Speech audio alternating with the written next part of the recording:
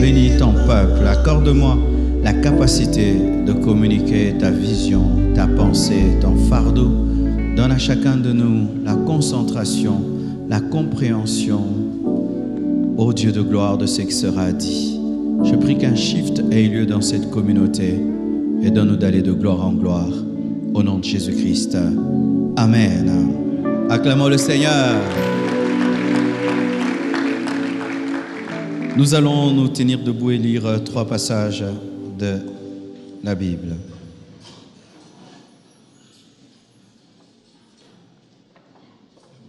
Nous sommes dans le livre de Proverbes 29, verset 18.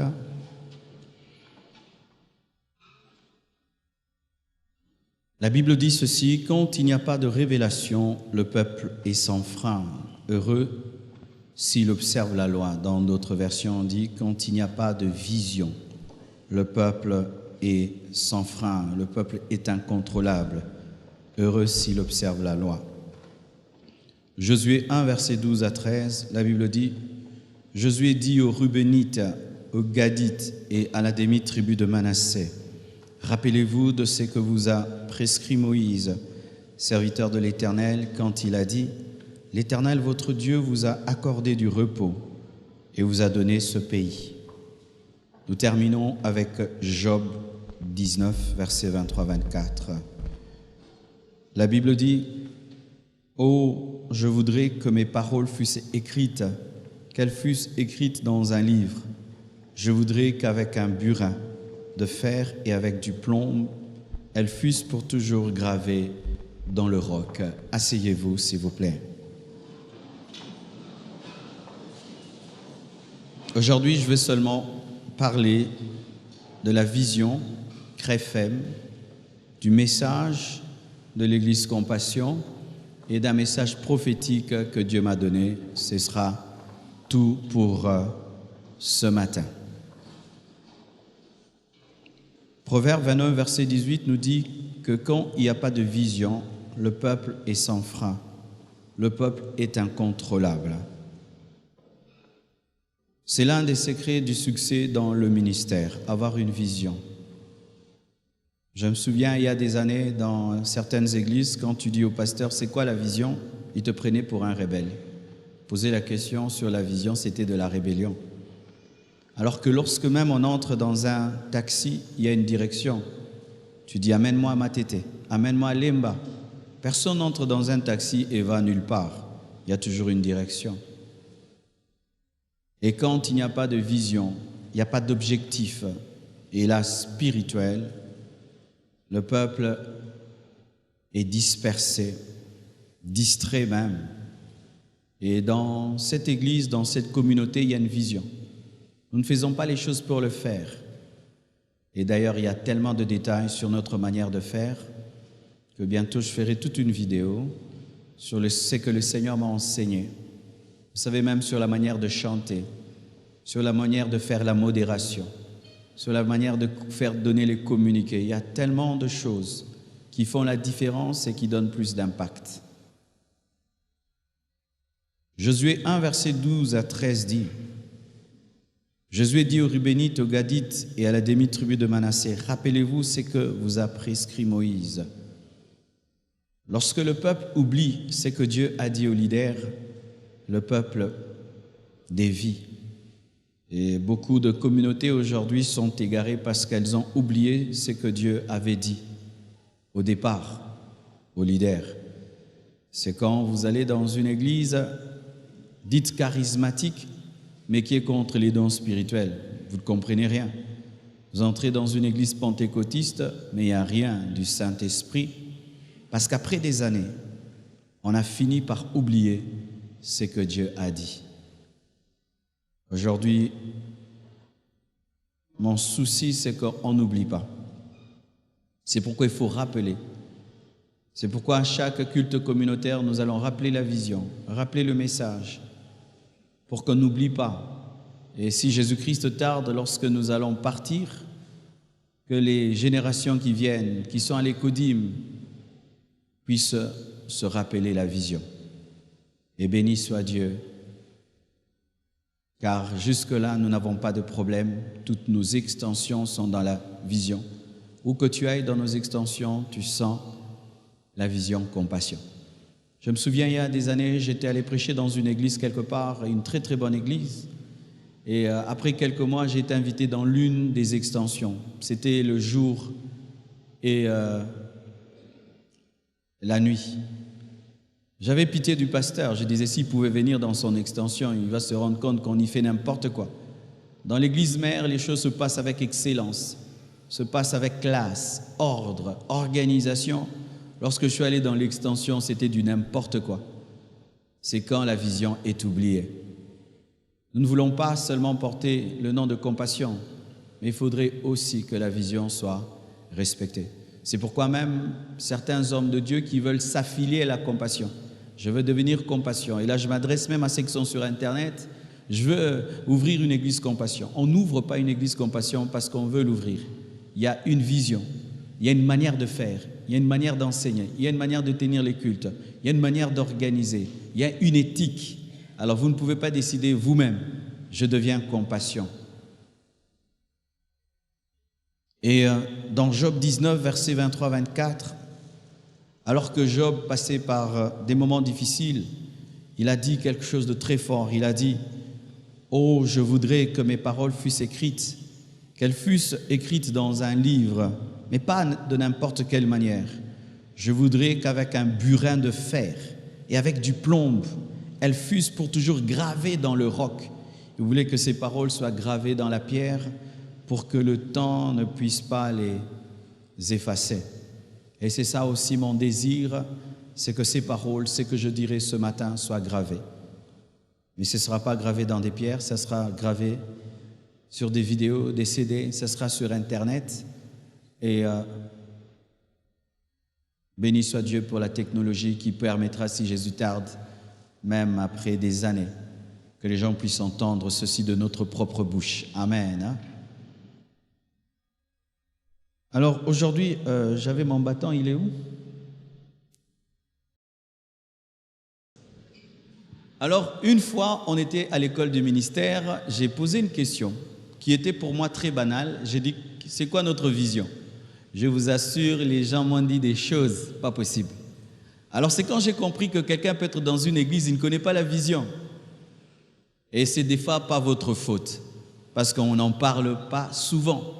Nous fonctionnons dans la vision, mais sans toujours expliquer la vision. Alors les cultes communautaires sont là pour cela, pour que vous sachiez dans quoi vous êtes entrés. Amen. Si on va vous amener au ciel ou en enfer, c'est important. Amen. Et notre vision, elle est là, en sigle, CREFEM. Amen. Alors lorsque vous voyez ça, ce n'est pas qu'on a mis pour décorer la bâche, ou quand nous écrivons sur le mur, CREFEM, c'est notre vision. C comme centre, R comme réveil, E comme évangélisation, F comme formation, M comme mission. Pourquoi nous mettons la croix? Parce que nous croyons en la mort de Jésus-Christ pour nos péchés, en sa résurrection. Pourquoi nous avons mis le feu? Parce que nous croyons que l'Église est née dans la chambre haute par la puissance du Saint-Esprit. Pourquoi nous mettons la colombe? Parce que nous croyons que l'Église n'est pas dirigée par l'homme, ni par l'intelligence humaine, mais par l'Esprit. L'Église primitive croissait par l'assistance du Saint-Esprit. Pourquoi nous avons mis le globe? C'est parce que notre vision n'est pas nationale, elle est internationale. Amen. Acclamez le Seigneur pour cela.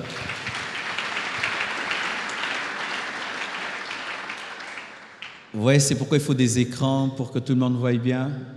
Désolé si tu ne sais pas voir, on va régler ça dans le temps qui vient. C'est centre ou convergence. Nous sommes une église qui n'est pas renfermée sur elle-même. Nous sommes une église ouverte à d'autres églises et qui attend à ce que le corps du Christ de Kinshasa, du Congo et du monde entier converge pour être béni, pour être affecté. C'est pourquoi nous organisons des choses comme la DNM. La DNM, ce n'est pas seulement pour les fils de la compassion, c'est même pour les fils des autres églises qui sont passés par ici et qui aujourd'hui sont devenus des grands pasteurs dans leur communauté et nous sommes très heureux. Comme l'ADNM aussi, le gagnant de l'ADNM n'est pas un fils de la compassion, c'est un fils du corps du Christ qui est venu et qui a été béni à la compassion. Et de plus en plus, nous voyons des gens voyager du monde, venir en retraite à Kinshasa, participer au culte pendant les 30 matins, pendant Alpha 40, et sont bénis et repartent avec le feu. Une église ouverte au monde, ouverte à d'autres églises, pas une église renfermée sur elle-même, pas une secte. Nous ne sommes pas une secte. Amen. Nous croyons au corps du Christ. Nous sommes là pour les autres. Un centre, un lieu de convergence. R comme réveil. On parle de réveil lorsqu'il y a sommeil. Et le sommeil spirituel est pire que le sommeil physique. Et si pour les 5 vierges folles et les 5 vierges sages, il fallait sonner la trompette pour les réveiller, nous prêchons le message de la repentance pour amener le réveil. Amen. Mais dans le réveil aussi, nous croyons en l'action de l'esprit, aux dons spirituels, au charisme, aux prophéties. Nous croyons cela, nous ne sommes pas contre cela. Amen. Nous sommes pour une vie de prière intense. C'est pourquoi que ce soit ici et dans nos extensions, il y a des moments de prière intenses. Ici, nous avons même ce que nous appelons VVF, des veillées des vaillants de feu, où nous prions de 0h à 5h du matin, non-stop, sans chorale, sans modérateur, et les gens prient parce que le réveil marche avec la prière. Comme évangélisation. Et là, j'exhorte même aux pasteurs qui sont là, ne nous fatiguons pas de gagner les âmes. Même quand l'église aura 20 000 membres, 40 000 membres, il faut que la passion des âmes continue à brûler et que nous continuions à être une église en quête du salut des âmes. Dans nos cultes, faisons l'appel à la conversion. Des fois, l'église peut être remplie, mais la moitié sont des païens. Ce n'est pas parce que quelqu'un vient à l'église tous les jours qu'il est né de nouveau. Il faut toujours faire l'appel à la conversion. Mais pas seulement dans l'église, il faut sortir des 4 murs, organiser des croisades sur des places publiques et prêcher l'évangile dans sa simplicité afin de gagner les âmes. Pas seulement cela, au-delà d'avoir un département d'évangélisation efficace, nous voulons que tous les fidèles de l'église soient des gagneurs d'âmes. Et les statistiques l'ont prouvé. Une fois par an, au mois de janvier, nous organisons une fête des âmes et nous posons la question aux nouveaux. Comment êtes-vous arrivés là? Bien-aimés, le 3/4 d'entre eux disent « Un ami m'a invité, quelqu'un m'a invité ». L'église Compassion ne grandit pas d'abord par les séminaires, ne grandit pas d'abord par des conventions, par des grands programmes. Ça grandit par des membres de l'église qui gagnent leurs frères, qui gagnent leurs amis, qui gagnent leurs relations. Vous êtes le département d'évangélisation. Acclamez pour vous-même. Et c'est ça le but. Dans l'église primitive, il n'y avait pas de département d'évangélisation. Tout le monde était gagneur d'âme. Même s'il y a un département d'évangélisation, tous nous devons être des gagneurs d'âme. Alléluia. Formation. Un jour, le Seigneur m'a posé cette question. Lorsque quelqu'un va à l'université, après 5 ans, vous prenez un enfant qui a eu son diplôme, 5 ans, il fait à l'université, après, il devient un avocat. 5 ans seulement, il était à l'université, il devient un avocat, il devient un médecin, il devient un juriste, mais quand quelqu'un fait 5 ans à l'église, il ne devient rien. Pourquoi? Parce que l'enseignement à l'église n'est pas stratifié. Les églises ne fonctionnent pas comme des écoles. C'est pourquoi à la Compassion, nous fonctionnons comme une école. Bien aimé, l'église Compassion, ce n'est pas seulement les cultes où nous chantons, nous dansons, nous prêchons, vous rentrez. Non, il y a des choses qui se passent le lundi, qui se passent le mardi. Le mardi et le lundi, l'église Compassion fonctionne comme une école. Et dans les extensions, il y a des formations. Nous ne pouvons pas travailler avec des gens qui ne sont pas formés. Et lorsque vous êtes d'une autre église et que vous adhérez à la Compassion et vous voulez servir Dieu à la Compassion, nous devons vous former encore parce que c'est vrai, nous croyons tous en Jésus-Christ, mais nous n'avons pas toujours la même doctrine. C'est pourquoi nous avons un programme de formation. prévues pour quelqu'un lorsqu'il croit en Jésus-Christ, jusqu'à ce qu'il va servir Dieu, des enseignements de baptême. Et d'ailleurs, les enseignements de baptême, nous ne prenons plus beaucoup de temps comme avant. Avant, c'était 3 mois, 4 mois. Maintenant, nous sommes capables de baptiser quelqu'un après 1 semaine, après 2 semaines, nous te baptisons parce que nous avons vérifié dans les Écritures, dans l'Église primitive, les gens étaient baptisés automatiquement après la foi. Mais nous sommes arrivés à donner des enseignements parce qu'il y a des gens qui se font baptiser sans comprendre, mais doctrinalement, le baptême doit directement suivre la foi. Amen. Donc, après le baptême, nous avons des enseignements d'affermissement. Après les affermissements, nous avons une école des ouvriers où on t'apprend à servir Dieu dans un département. Et si tu as un appel au ministère, il y a aussi une école du ministère qui bientôt va devenir une école théologique charismatique.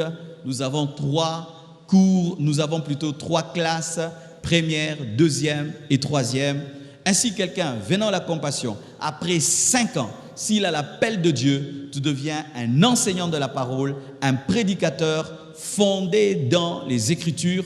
Et la DNM nous a prouvé, nous sommes venus, nous avons écouté des sœurs, des frères qui s'assiedent là. Certains sont à l'intercession, d'autres là. Mais quand ils ont pris le micro, quel niveau de connaissance, quelle profondeur, quelle grâce. Vraiment, je suis fier d'eux.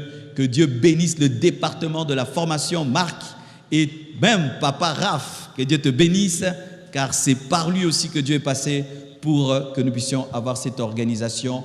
Que Dieu soit béni pour cela. Et j'encourage tous mes fils pasteurs, si tu as le temps, faites aussi la théologie. Amen. Faites la théologie, vraiment. Je crois qu'il est possible d'ajouter à la foi la connaissance. Même moi, j'ai fait l'effort de commencer la théologie. C'est important. Étudiant. Amen. Et étudiant. Tu es pasteur, ajoute à l'onction, à la puissance, au don spirituel, va étudier. Quand l'église est jeune, c'est facile d'étudier. Quand ça devient grand comme ça, je vous assure, pour trouver le temps, même sur Internet d'étudier, c'est difficile. Profitez maintenant alors que vous avez le temps. M comme mission. La mission et l'évangélisation vont ensemble. Mais la mission, c'est un sens encore plus élargi de l'évangélisation. Lorsque nous allons prêcher à des tribus inconnues, à des langues inconnues, lorsque nous franchissons les barrières de notre nation, de notre ville de Kinshasa, jusqu'à toucher les extrémités de la terre. C'est pourquoi vous voyez qu'ici, nous avons mis sur cette bâche l'Afrique, les continents, afin de dire que ce qui commence à Kinshasa peut toucher le Gabon, la Côte d'Ivoire, l'URSS, l'Asie, la Chine, peut toucher l'Amérique du Sud, l'Amérique du Nord, même le pôle Nord, l'Australie. Est-ce que vous le croyez? Alléluia!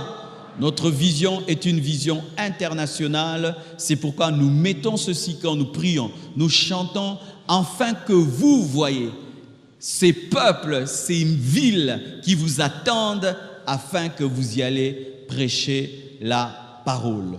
Et nous opérons comment dans la mission? Il y a certains, nous allons vous envoyer directement, quittant Kinshasa, vers ces nations, mais d'autres, nous allons nous saisir de vos voyages. Tu voyages pour tes études, tu voyages pour une mutation, mais nous utilisons cela pour ouvrir une extension. Amen. C'est ce que nous avons fait avec le prophète fidèle Kabela. Il n'a pas été envoyé directement par l'Église, il est allé en mutation à Matadi, mais on a profité de son voyage pour ouvrir une extension. Acclamons le Seigneur.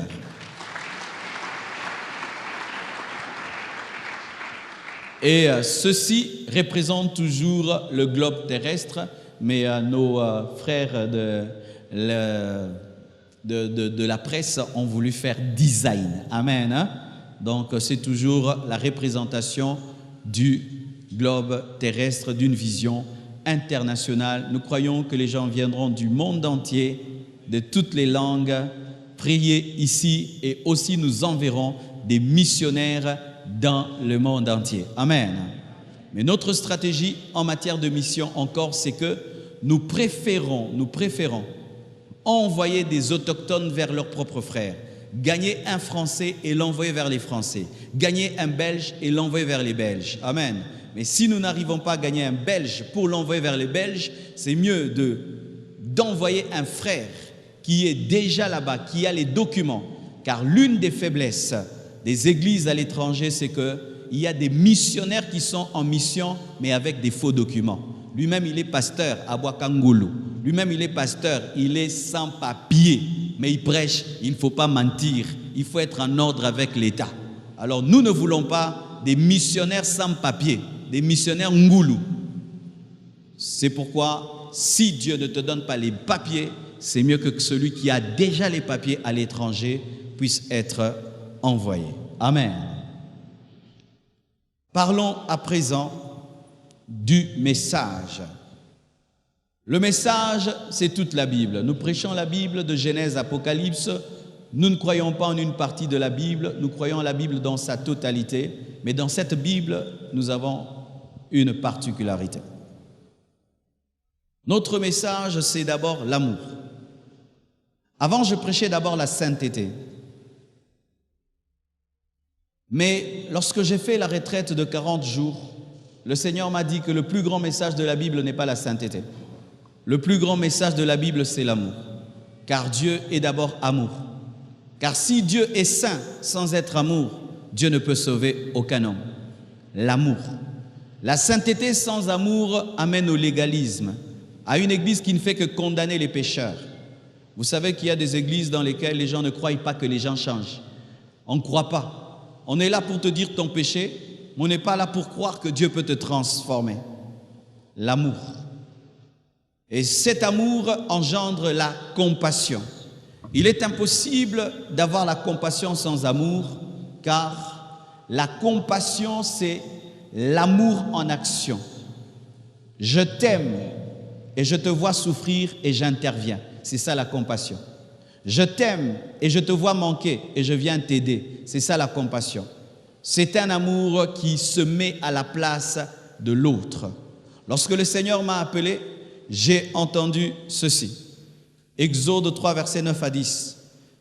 C'était le verset qui était lu ce jour-là. J'avais l'âge de 21 ans. Le pasteur avait lu. Voici les cris d'Israël sont venus jusqu'à moi. Et j'ai vu l'oppression que leur font souffrir les Égyptiens. Maintenant va. Quand il a dit ça, j'ai entendu des foules, des millions de personnes pleurer et crier dans mes oreilles, disant, Marcelo, viens nous prêcher l'évangile. J'avais refusé de devenir pasteur. Je ne voulais pas devenir serviteur de Dieu. Mais une seule chose m'a donné la force de répondre à cet appel, c'était la compassion. Quand je me suis mis à la place de ces personnes et j'ai compris que si je refusais de servir Dieu, de répondre à cet appel, ces personnes allaient finir en enfer, la compassion m'a vaincu et c'est alors que j'ai accepté de devenir pasteur. Depuis l'âge de 23 ans, je suis pasteur, ça fait 20 ans, donc tu as calculé mon âge, c'est sûr. Je suis allé quelque part au Burundi, le pasteur m'a dit, je crois que tu as 50 ans. Nabi, ah, t'es papa,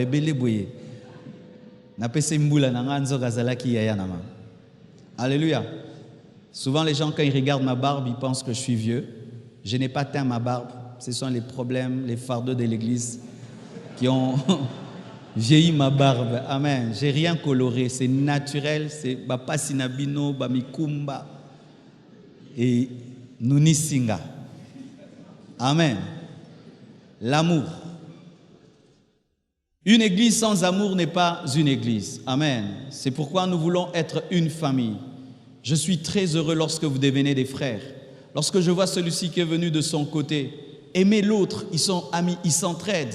Un jour, je suis allé dans une entreprise. Un frère de l'église a construit un immeuble, je crois, de 4 à 5 étages. J'arrive là, je trouve des frères qui travaillent avec lui, qui a engagé des frères. Ils sont ensemble, ils ont fait une entreprise. C'est ça, l'église. L'amour. Amen. Sans amour, l'église cesse d'être l'église. Le premier message que nous devons donner au monde, c'est un message d'amour. Mais la sainteté aussi.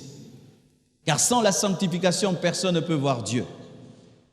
J'ai entendu clairement une voix audible me dire, Marcelo, prêche, la sainteté à mon peuple. Le jour que j'ai reçu ce message, cet oracle a été accompagné d'une manifestation. Quelqu'un qui était dans la salle a commencé à crier à haute voix ses péchés. Il n'avait pas entendu la voix que j'avais entendue, mais il a manifesté la voix que j'avais entendue. C'est pourquoi à la compassion, nous parlons de la sainteté. Mais pas d'abord de la sainteté pratique, la sainteté que toi tu dois manifester, mais la première sainteté que Dieu te donne par la foi. Car il est impossible de manifester la sainteté sans avoir la sainteté par la foi. C'est d'abord la sainteté que Dieu te donne qui te permet de manifester la sainteté. Sinon, nous vous prêchons le salut par les œuvres et personne ne peut être sauvé par les œuvres. Tu dois croire en Jésus-Christ, recevoir la nature de sainteté pour manifester la sainteté. Amen. C'est pourquoi la couleur blanche symbolisant la sainteté et pourquoi nous recherchons la sainteté. Pas d'abord pour le mariage, pas d'abord pour les voitures, pas d'abord pour les visas, pas d'abord pour avoir l'onction, mais pour aller au ciel. C'est pourquoi la couleur bleue. Je crois qu'il y a un événement qui attend l'Église, le plus grand de tous les événements, l'enlèvement. Car Jésus-Christ revient bientôt et sans la sanctification, personne ne le verra. Mais voici, quand j'étais très jeune dans la foi, mon message c'était que la puissance, là même avant de commencer l'église, j'étais ces genres de jeunes qui se tenaient debout, je prêchais 10 minutes et pendant 2 heures je faisais que faire tomber les gens, Je prêchais 10 minutes et j'attrapais les sorciers, C'était ça le Marcelo que vous n'avez pas connu, heureusement.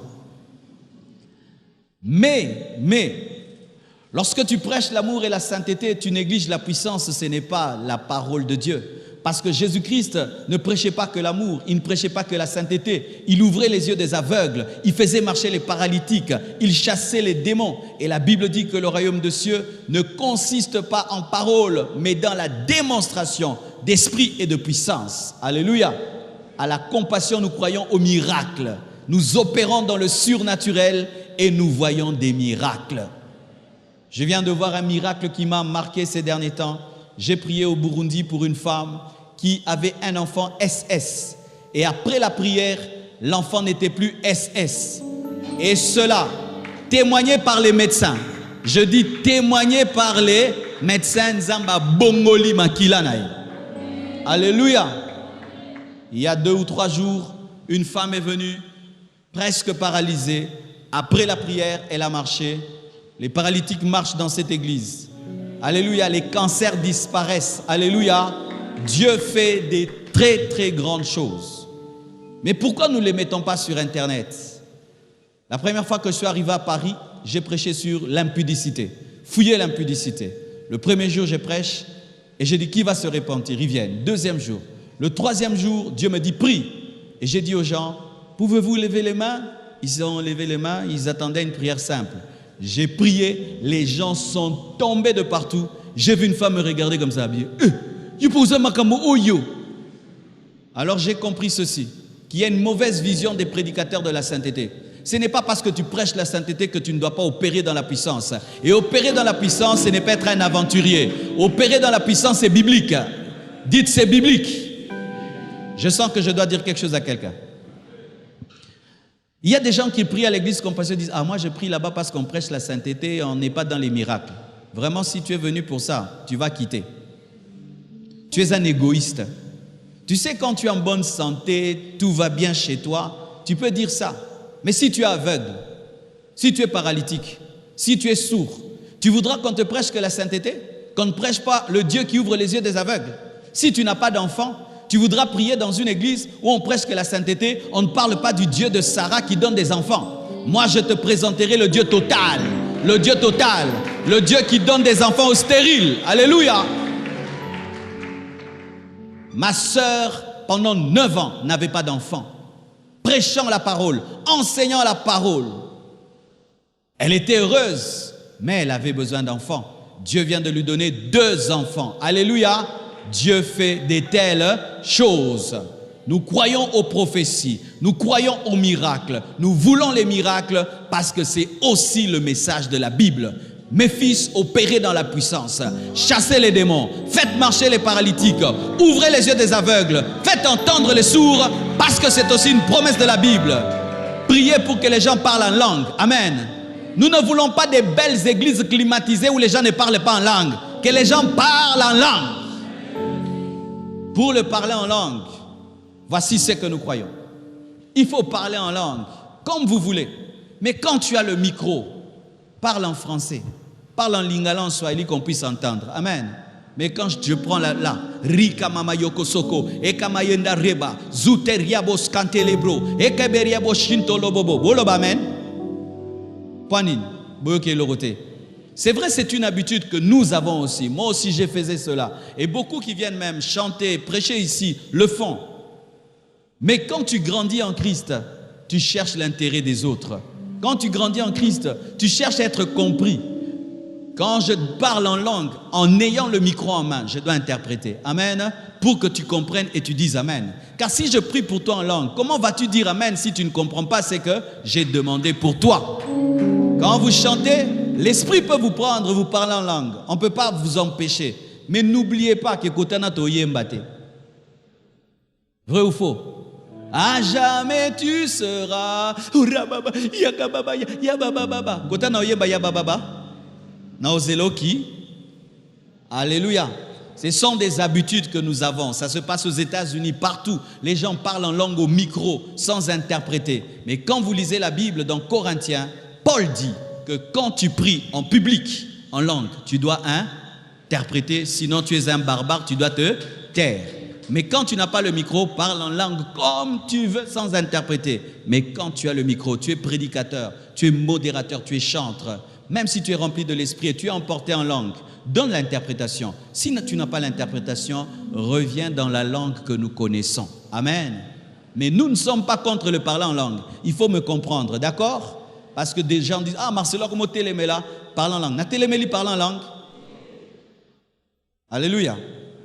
Aussi, pour les prophéties, voici ce que nous croyons. Il faut prophétiser. Il faut donner des paroles de connaissance. Mais voici. Nous sommes contre ces prophéties avec des détails, mais qui n'amènent nulle part. Amen. Dans la Bible, quand on donne des détails, c'est suivi d'un message de consolation, d'exhortation et d'édification. Mais quand vous prophétisez pour montrer que vous connaissez que des détails, bien aimé, cela c'est inutile. C'est la chair dans la prophétie. Alléluia. C'est la chair dans la prophétie. Aussi, dans le domaine de la prophétie, nous ne croyons pas à la consultation prophétique. C'est-à-dire qu'à la compassion, il n'y a pas un jour où j'ai m'assieds au bureau et vous commencez à venir l'un après l'autre et moi je dois vous prophétiser chacun. Dans le Nouveau Testament, le Saint-Esprit est en chacun de nous et la prophétie dans la Nouvelle Alliance ne dirige pas l'Église mais confirme ce que Dieu a dit. Amen. Aussi, pour la puissance, nous croyons qu'il faut qu'il y ait la manifestation de la puissance à l'Église, mais ce n'est pas bien de montrer à la télévision des gens qui vomissent, de montrer à la télévision des gens qui tournent, surtout vraiment en montrant leur visage. Ici au Congo, nous nous permettons de telles choses. Fais ça en Europe, on va te traduire en justice.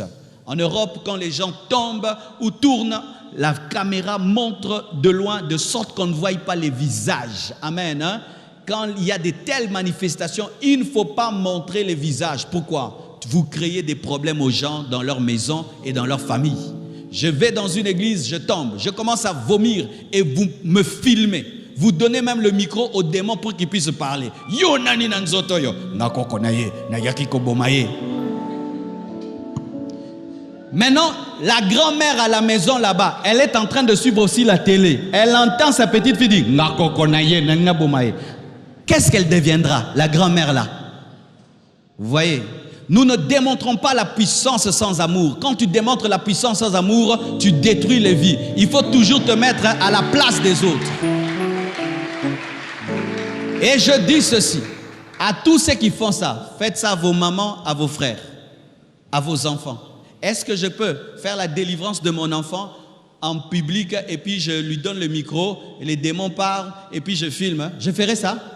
Est-ce que je peux faire ça à ma mère? C'est un manque d'amour. C'est un manque d'amour. Voici comment on opère. Tu pries pour quelqu'un. S'il s'agite, il tombe. Les caméras ne filmaient pas ça. Amen. Hein? Ou si ça a été filmé parce que c'était dans le champ, ne mettez pas ça à la télévision ni sur Internet. que la délivrance ait eu lieu, après, la personne s'est relevée, elle s'est essuyée, elle s'est arrangée, si elle veut témoigner, elle peut dire, j'étais venu, j'avais un esprit de sirène, Dieu m'a délivré. Mais elle parle bien. Amen.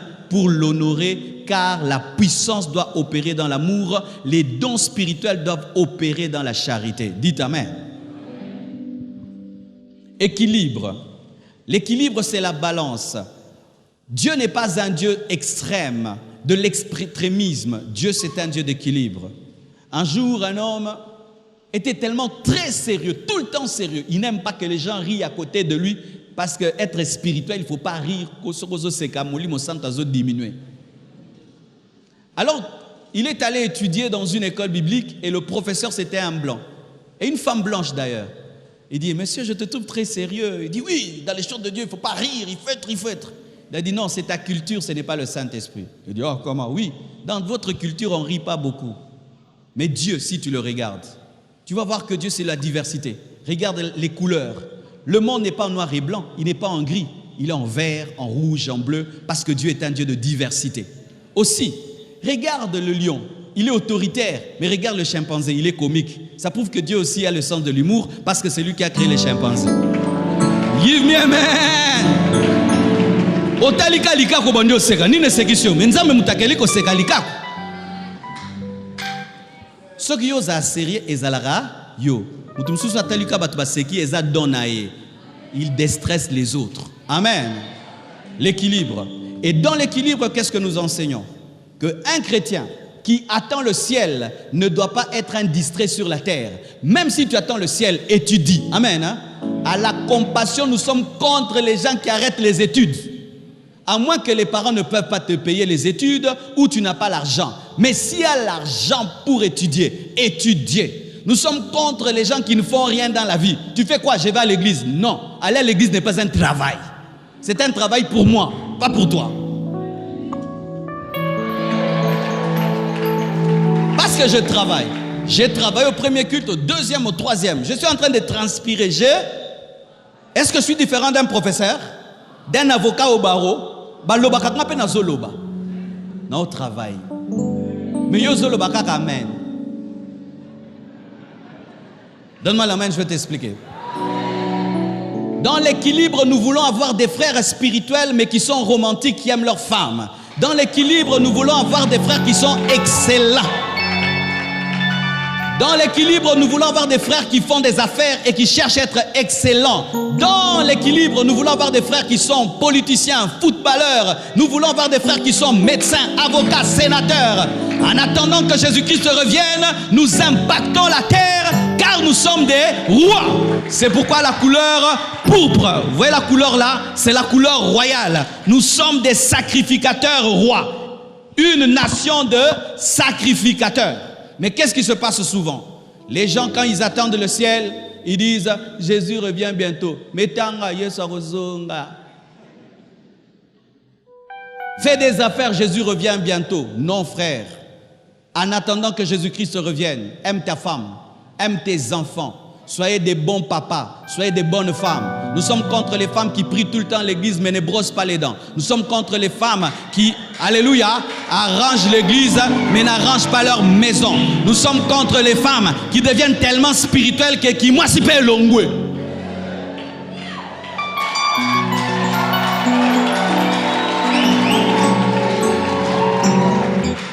L'équilibre entre le corps, l'âme et l'esprit. Dans ton esprit, tu es rempli du Saint-Esprit. Dans ton âme, tu es rempli de culture. Dans ton corps, tu es beau. Tu es propre. Alléluia. L'équilibre. Dans l'équilibre aussi, nous aimons notre pays. Amen. Hein? Le bleu. Être chrétien, ce n'est pas être apatride, sans nation. Tu as une nation, tu es au Congo. Bien-aimé, jamais je ne serai un leader qui va vous distraire. Vous avez une nation. Parmi les nations les plus riches du monde. Et vous devez profiter de la richesse de votre pays. Ça aussi, je dois vous dire. Alléluia. Le fait que tu sois né congolais, ce n'est pas un hasard. Sous tes pieds, il y a le diamant. Il y a le coltan. Le coltan qui permet à des appareils de fonctionner. Et ce n'est pas normal que vous soyez pauvre. Donnez-moi l'amen. Faites la politique, mais pas moi. Soyez opposants, soyez au pouvoir, mais moi, je suis votre médecin, je soigne tout le monde. Sur cette chair, on ne parle pas opposition ou pouvoir. On donne la chair à personne qui vient parler d'un parti politique. Mais moi, en tant que votre père, je vous pousse à vous occuper de votre nation et chacun selon sa conviction et sa liberté.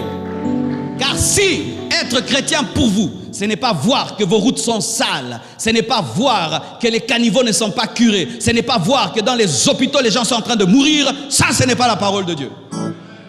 L'équilibre, j'aime le ciel mais j'aime le Congo. En attendant, Congo pe bonga. Give me amen. J'aime ma nation. Je suis spirituel, mais j'aime ma nation. C'est pourquoi je peux voir Miami et tout. Je reviendrai au Congo. Je vais à Boston ce soir. Je ne ferai que 10 jours.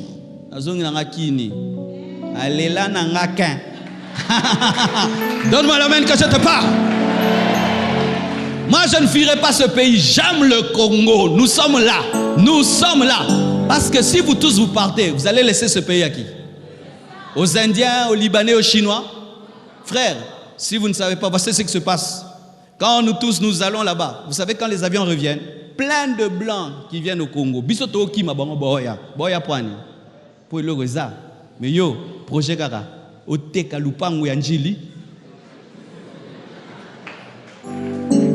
Et sachez aussi que voyager n'est pas un projet. C'est une dépense. À moins que tu ailles faire quelque chose là-bas. Comment tu peux vendre une parcelle de 30 000 $ et prendre un avion de 3 000 $ et quand tu arrives là-bas, tu ne gagnes même pas un salaire de 30 000 $, tu gagnes 500 €. Tu as perdu. Il fallait que tu investisses au Congo et tu allais devenir grand. Mes frères et sœurs, sachez qu'il y a des gens au Congo qui vivent mieux que les gens qui sont en Europe. Qu'on ne vous trompe pas. Qu'on ne vous trompe pas. Mais vous tous voulez aller en Europe alors que vous avez un paradis. Ce pays est un paradis. Des fois, tu manges une mangue et puis tu la jettes. Un mois après, elle a poussé. Ailleurs, il faut des engrais. Il faut des OGM. Mais vous voulez tous aller en Europe. Bien-aimés, aimez votre pays. Transformons ce pays, que ça devienne comme l'Afrique du Sud, comme Dubaï. C'est possible. Je dis que c'est possible. Ça aussi, c'est notre message à la compassion. C'est aussi notre message. Mais moi, je ne suis derrière personne. Je ne soutiens personne. Je ne suis avec personne. Et je prie pour tout le monde. C'est ça le message. Mais l'amour, la sainteté, la puissance et l'équilibre en Jésus-Christ. Si nous n'ajoutons pas en Jésus-Christ, nous sommes dans le New Age. Si tu vas sur YouTube, tu tapes motivation, tu vas voir des gens qui vont te motiver. Tu dois être grand, tu dois t'occuper de ta nation, tu dois être loin du mal, tu dois aimer. Mais ils ne disent pas Jésus.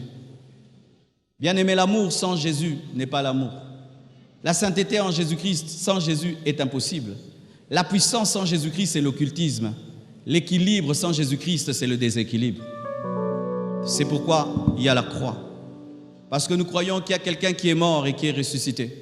Il s'appelle Jésus-Christ de Nazareth. Il a vaincu la mort. Il a tout accompli. Il est le roi des rois, le Seigneur des seigneurs, le Dieu vivant, le Dieu parfait. Il est l'agneau de Dieu immolé pour nos péchés. Sans lui, il n'y a pas d'église. Sans lui, il n'y a pas la compassion.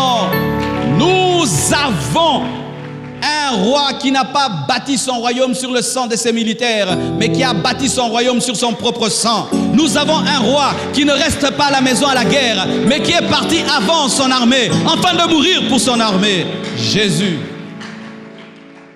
Pourquoi en Jésus-Christ et pourquoi la croix? Parce que mes frères, l'église doit être christocentrique. Au centre de l'église, ce n'est pas Jésus, ce n'est pas le pasteur, mais c'est Jésus. De plus en plus dans les églises, c'est le pasteur. Et quand on commence à te donner le nom de représentant légal, et comme il est cambo, tozali kobenga sikoyo représentant légal. Zamba ponio osalela ye na lolendo makasi na motema boye. Et puis viens.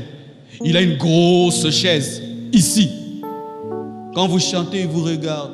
Lui, il ne chante pas. Il est représentant légal. Jamais la compassion. Je suis votre frère. Je suis un enfant de Dieu comme vous. Lavé par le sang de Jésus comme vous.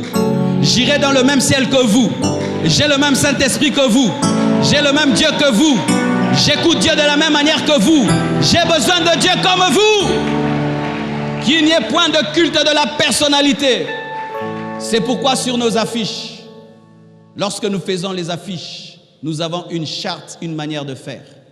Nous ne mettons pas des affiches où tu remplis toute l'affiche. Mettez le thème en grand. Mets ta photo. Mais qu'on sente que tu attires les gens vers Christ, vers le message, que vers toi. Mais une affiche qui remplit le 3/4 du papier, c'est une mauvaise communication. C'est pourquoi nous écrivons en bas 100% Jésus. La star de cette église, c'est celui que vous ne voyez pas, Jésus-Christ. Je ne suis pas la star de la compassion.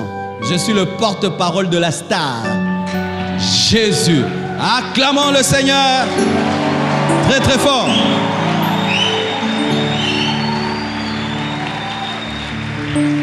J'aimerais donner ce message prophétique.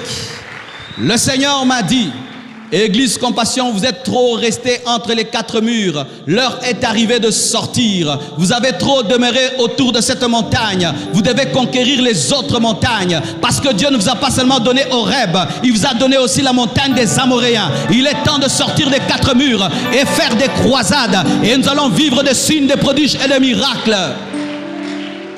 Il est impossible que tu puisses marcher sur l'eau dans la barque. Il faut que tu sortes de la barque afin de marcher sur l'eau. Et il est temps que nous puissions sortir à l'extérieur pour vivre de nouveaux miracles. Car lorsque Dieu t'appelle vers de nouveaux chemins, c'est pour que tu expérimentes de nouveaux miracles. Alléluia.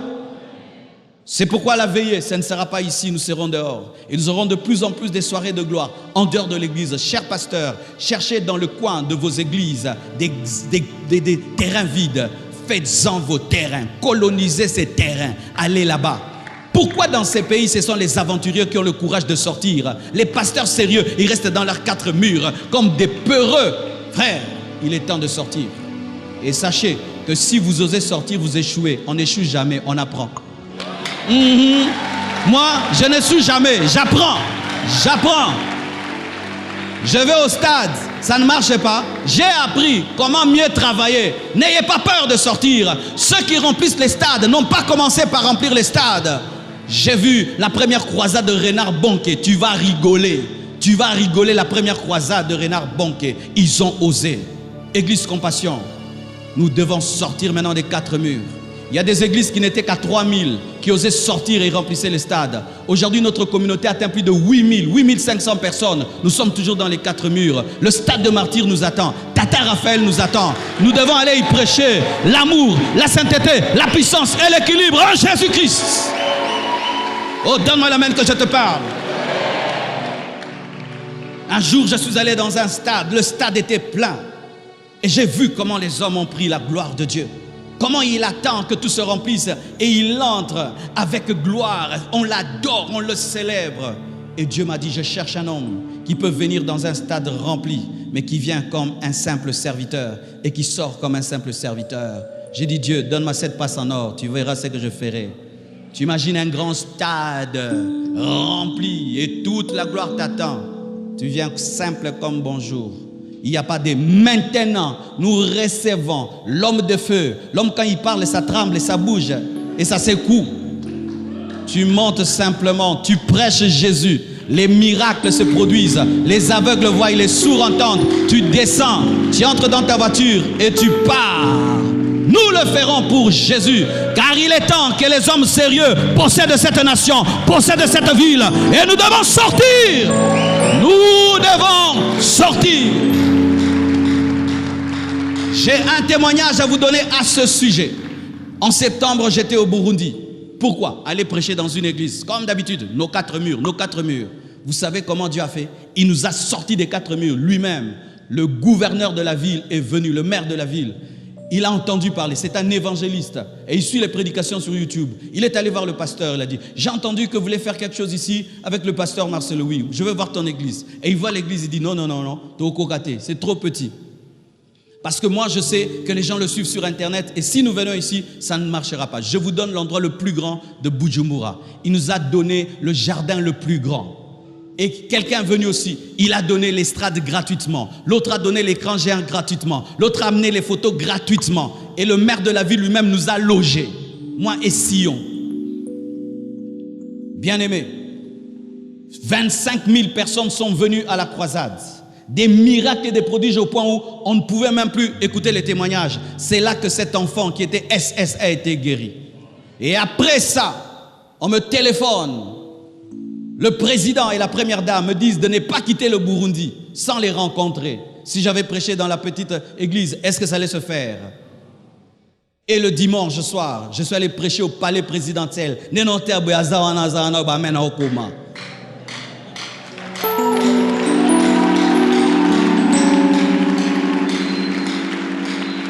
Et ils m'ont dit, pasteur, viens ouvrir une église au Burundi.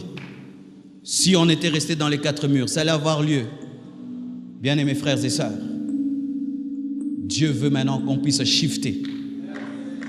Et ça, je vous donne un secret pour vos vies. En termes d'équilibre, ton succès n'est pas dans ta zone de confort. Ton succès est dans ta zone d'inconfort. Ce que tu fais déjà bien, tu le fais déjà bien. Mais c'est seulement quand tu feras ce que tu ne peux pas faire que tu vas avancer. Mais la plupart des temps, nous restons dans les choses que nous maîtrisons parce que nous avons peur de l'inconnu, alors que c'est dans l'inconnu qu'il y a la percée. Si tu fais bien une chose, elle est déjà acquise. Tu dois oser faire des choses que tu ne fais pas. Et c'est là que tu vas t'étirer. Que Dieu vous bénisse abondamment.